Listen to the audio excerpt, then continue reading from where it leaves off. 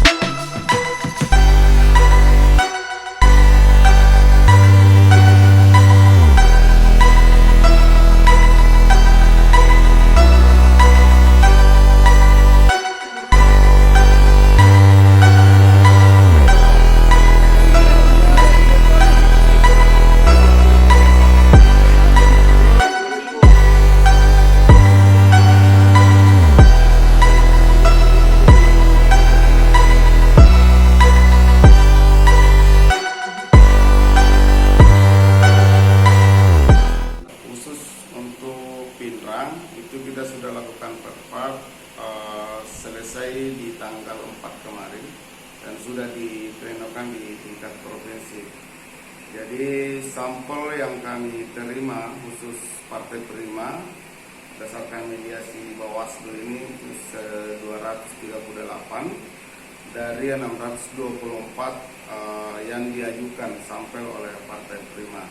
Dan semuanya sudah kita verifikasi secara faktual.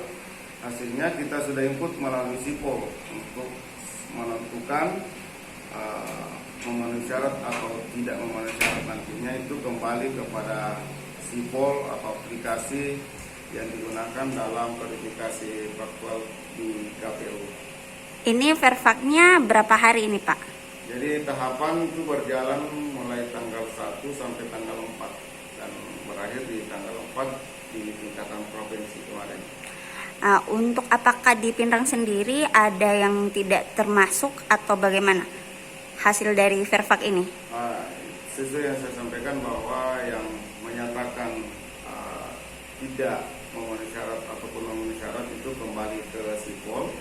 Itu kalau KPU hanya melakukan pengikutan. Nah, untuk langkah selanjutnya ini seperti apa nantinya Pak?